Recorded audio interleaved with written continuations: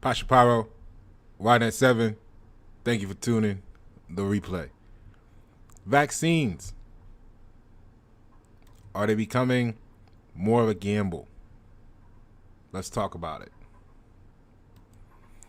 So, we got prize offerings. You can get yourself a new truck in some cases, right? F-150s is on the table for you to go mountain climbing. It's big money on the table. Total prize giveaways, grand total prize giveaways on the table. It might have started for some with a free donut, right? It might have been $100. Or did you do it for 10% off? I mean, would you do it for 10% off? Right? What would motivate you, if you haven't already, to take the vaccine?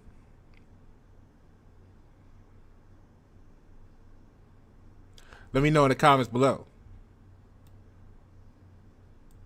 So let's take a look at some stuff here. So West Virginia, right, is actually giving away guns, trucks, and cash. You see what I'm saying?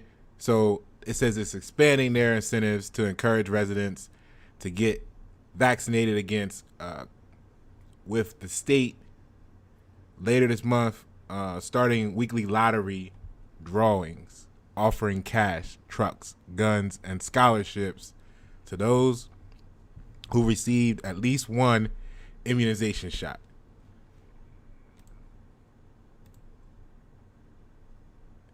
So, how the lottery feel about that? How Powerball feel about that? I mean, that kind of, you know what I'm saying?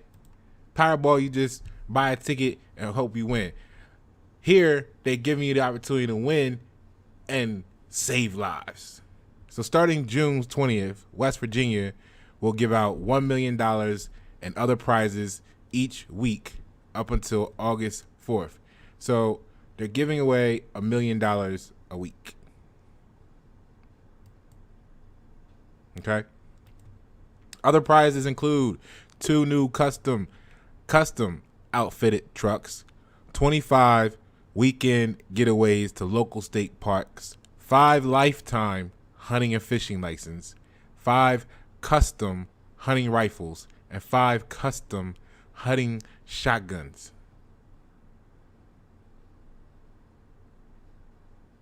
Two full 4-year scholarships to any institution in West Virginia will also be awarded to vaccinated 12 to 25-year-olds.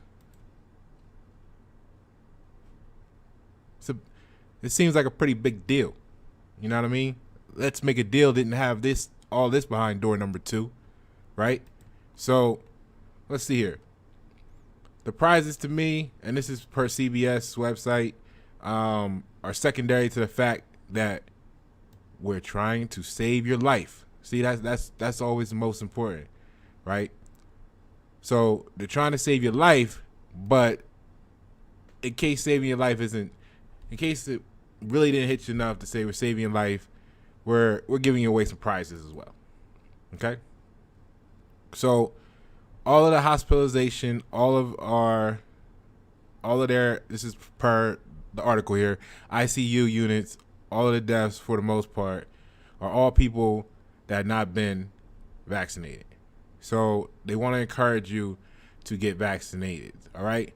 So let's take a look at this. How do you feel about that being on the table? Let's go to the Upshot. Again, also, you guys already know I don't have any affiliation with any of these. It's just solely being reviewed for our entertainment purposes. So let's take a look at this right here, right? The Upshot says $100 as incentive to get to get shot, right? Experiment suggests it can pay off. So now this was on May 4th, per the New York Times, right? says, what's the best way to persuade the millions of Americans who are still unvaccinated? Reassuring public service announcements about the vaccine safety and effectiveness have proliferated, but increasingly people are realizing that it will take more than just information to sway the hesitant. So in recent randomized survey experiments by the UCLA, right, two seemingly strong incentives have emerged. Roughly a third of unvaccinated population said a cash payment, right, would make them more likely to get a shot. So, you got the incentives, or the stimulus checks, and now they're like, yeah, give us a cash payment for that too, right? We want the cash, okay? Put the cash on the table. If it's the right amount, we'll roll the sleeves up for you. What do you think about that? Do you think cash would help you decide to go that direction? You need 10% off some products you want to buy. You need, what is it for you? So to continue, right? Incentive. I thought this was pretty cool. Let me show this to you.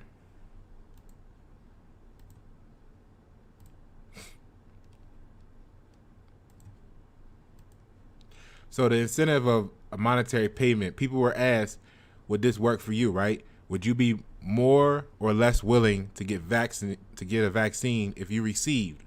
So if you look here at the top, they got it broken in columns and rows. So more likely, the top category, let's start with the lowest amount, $25. So with $25, right, people said 28% of the people said that would be enough to persuade them to get the shot. $25. When the less likely was 15%. And the net increase with that part of the experiment was 13%. So for $25, 13% of some control group said they would go ahead and take the shot for $25. So for $50, the numbers are as follows. As you can see, more likely was 31%, less likely 17%, net increase was 14%. For $50, the net increase was 14% more people in their control group took the shot, right? Now for $100, the more likely went up to 34%, less likely went back down to 15%, and then the net increase was 19%. As you can see here, the data from the UCLA, right, project was the question was asked to roughly 7,250 people. Okay. So similarly large increases in willingness to take vaccines emerged for those who were asked about getting a vaccine if doing so meant they wouldn't need to wear a mask or social distance in public, compared with a group that was told it would still have to do those things. And that's what these numbers look like. So the incentive of going maskless. How likely would you be to get the vaccine when it was available to you if it meant you no longer had to wear a mask? And they have it broken down by some demographics here, okay? So as you can see, everybody's over 50% per their account. I don't know the 7,250 people they interviewed, and I'm not going to go any further than that. This is their data, but you can think about and draw a conclusion from this example before you.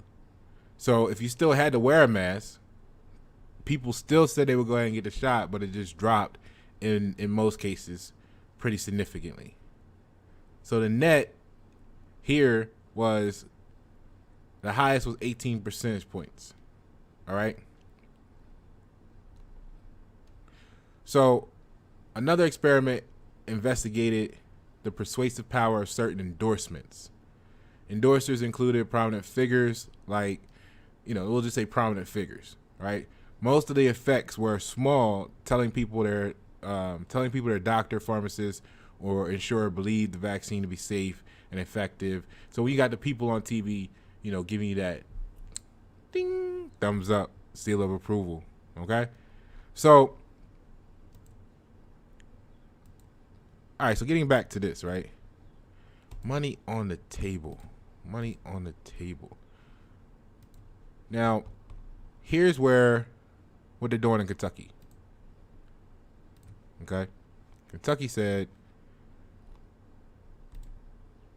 Governor, hints at incentives, and here what they're talking about. So Louisville says Ohio has a weekly $1 million drawing. Maryland is giving out 40 prizes of $40,000. West Virginia plans to raffle off Ford F-150s. All of these incentives are designed to boost the number of people vaccinated early as possible, basically, right? So Tuesday, he hinted that something similar may be coming to the Bluegrass. So after saying that, Kentucky is averaging 10,000 vax a day. Later this week, we may have an announcement. Said Thursday. So with just over 46% of the state vaccinated, Kentucky is firmly in the middle of the pack nationwide, right? So the pace slowed. They're trying to do something about it. They want to give away some stimulus for that, right? So check this out. Now this was from before, I think, or they're doing weekly or something, but they had a winner, $1 million. Like, so now nearly half dozen states have held or announced lotteries. Nearly a half dozen states have held or announced lotteries. So that's it's how many? Who's next? What state is next? For those who haven't received, so Colorado is giving away $1 million on 5 consecutive Fridays. Oregon, right? Oregon is also $1 million prize. And then they're giving three dozen $10,000 prizes. Like this sounds like scratch off tickets. I mean, when a new scratch off ticket comes out, this is what it sounds like. They done took the whole everything and made Las Vegas out of it, right? So let's see what else they got. Maryland is conducting daily drawings of $40,000 until July 4th, right? Because you're going to be independent then. And then the effort will culminate in a single drawing for $400,000. So they're going to give you the small pots, lead up to a big pot, you know what I mean? And then the fireworks go off, and we'll see what happened on the 5th. So California is giving away $50,000 to 30 people on what the state is calling $50,000 Fridays. 50K Fridays, right? The Golden State will award $1.5 million to 10 different people.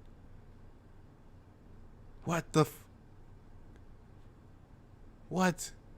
So states have rolled out smaller incentives, including free scratch off.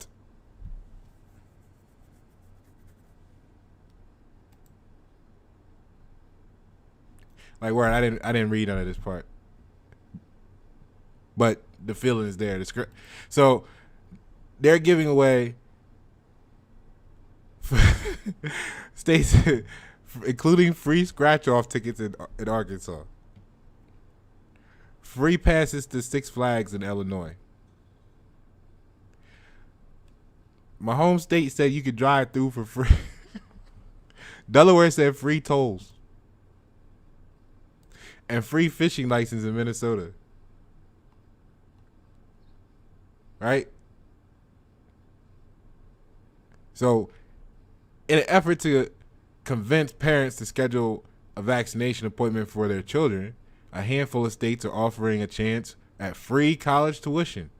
Delaware will enter, minors into a drawing for a free scholarship at the state university. New York and Ohio are offering scholarships to public universities, while Oregon will award 5 $100,000 college savings accounts. Kentucky has at least one incentive plan. The Kentucky Lottery announced that anyone receiving a vaccine at Kroger or Walmart will receive a free cash ball $2.25 ticket. The ticket, which usually costs $1, could result in winning $225,000.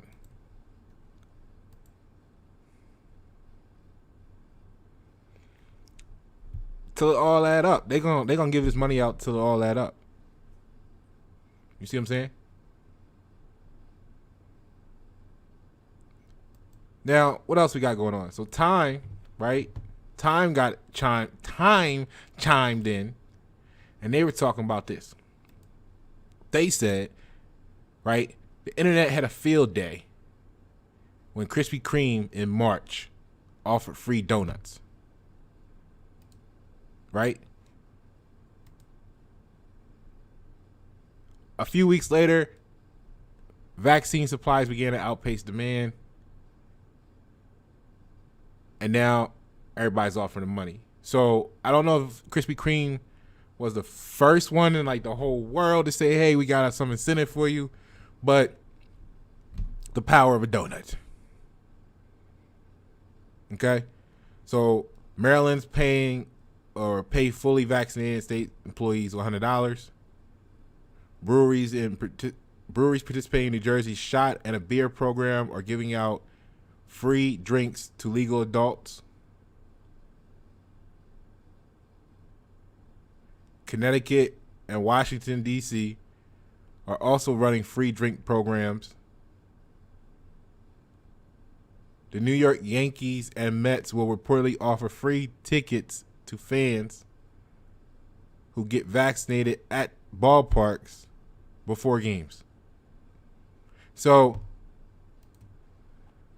if you didn't buy your ticket to the game and you show up early enough, you can get the shot and they might let you in for free. Right? Is that how I'm looking at that? So lawmakers in Harris County approved a $250,000 budget for vaccine perks like gift cards and freebies. Detroit is handing out $50 prepaid debit cards to pre-registered individuals who drive a neighbor to a vaccine clinic. So if you Uber and you tell them, you know what I mean, on your way to taking them to their destination, you're going to get them the shot. I mean, you're going to come up like an extra $50 tip. You know what I'm saying? So the subcontext right here, going through, read the rest of this article, but will a free drink or $100 payment actually convince you? And the reason I like this article is because it had this right here. It says it gets at the low-hanging fruit, right? People who aren't actively opposed to the vaccination, but may have been too busy or apathetic to make an appointment, right? So the hardcore denialists are not going to budge after being bribed with beer or $100 savings bond. So how do you have that conversation within your own home? You know? Like or at work. You know what I'm saying? Well, you always wanted that truck, honey. Now's your chance. Right? So let's take a look here. EEOC released some guidelines, right? Equal opportunity, equal employment opportunity commission. You know what I mean? They said some things. And as far as vaccine incentives, resolving an issue per JDSUPRA.com, JD Supra, right? Resolving an issue that has given rise to considerable uncertainty, the revised facts provide that employers who wish to encourage rather than mandate, okay, may incentivize their employees to be vaccinated. So employers may offer unlimited incentives for employees to present proof that they have been vaccinated through third parties such as government vaccination sites, doctor, pharmacy, etc. Right? And it says the facts do not give examples of incentives. However, monetary incentives such as bonuses, I don't know what type figures you think of when you hear the word bonus at work, right? But such as bonuses or the opportunity to enter a lottery for a larger cash prize and additional paid time off. So you're going to get more vacation time possibly from your employer if you take a shot. So let's go and look at the actual EHS today. Okay. EHS today says, be careful about vaccine incentives. Okay. So as we learned recently, some employers have chosen to dangle that carrot, right, instead of cracking the whip. But it was saying this article by Adrian Selko, okay, points out that along with employers who have embarked on vaccine incentive programs for their employees are such well-known corporate entities such as Trader Joe's, Instacart, Dollar General.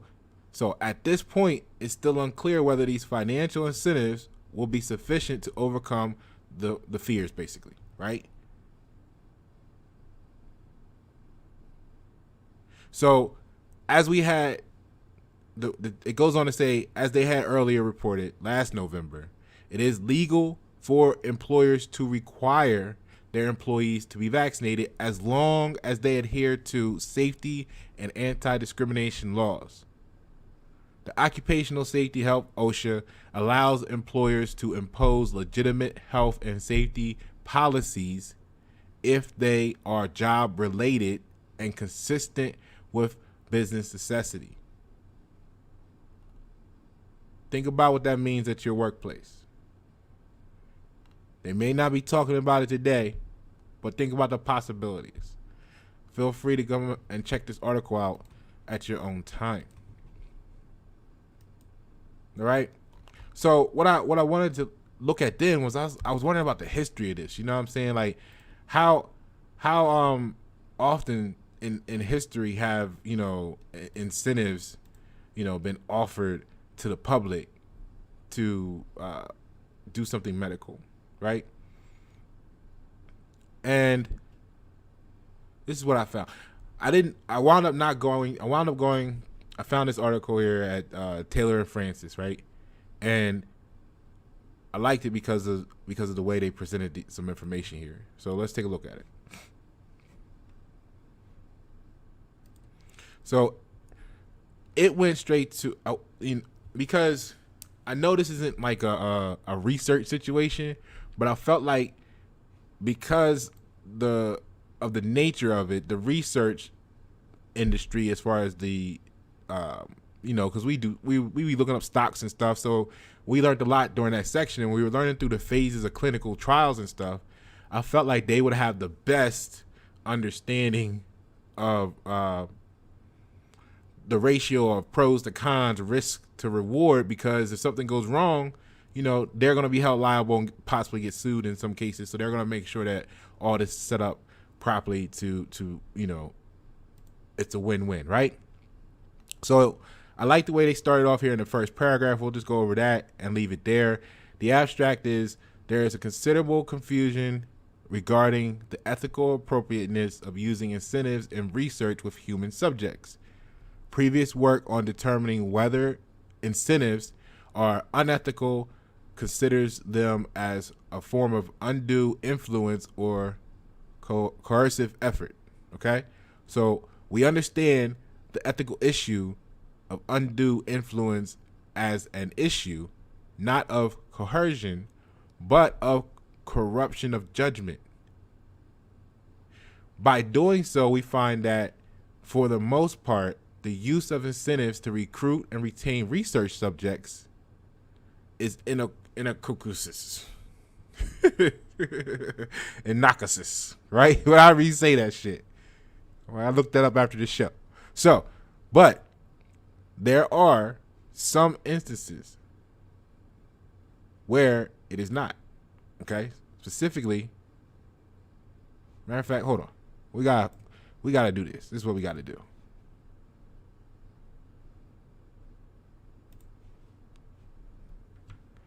We have to know what that means to know what they saying, right? So, inacosis means not harmful or offensive, okay? So, by doing so, for the most part, the use of incentives to recruit and retain research subjects was not harmful. But there are some instances where it is not. It is, basically, is what, going to be the inverse of that. So, incentives become problematic when conjoined with the following factors: singly, or in combination with one another, where the subject is in a dependency relationship with the researcher. So, like, I don't know, are you dependent upon your employer? Are you the employer wouldn't be the researcher, but these people, they offer you an incentive. How's that go? If they get to the point of saying, I don't know how that works. If you know the law, I don't know how that works, but let's see what else they got here.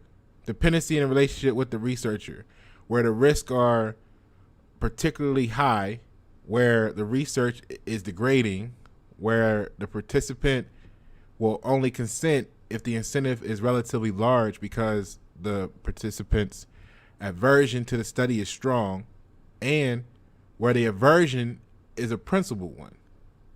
So the factors we have identified and the kinds of judgments they require differ substantially from those considered crucial in most previous discussions of the ethics of employing incentives in the research with human subjects.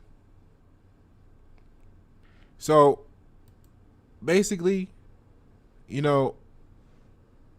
your own risk, like anything else, right? Tell me what you think in the comments below. If your employer says, "Hey, you got to do this," are you going to work tomorrow? If the toll booth to go into the next state wants to see if you are have had this procedure, right, done, is it worth being able to travel through that state? Let me know in the comments below how you feel about all of this, the scope of this, right? Pasha Pyro.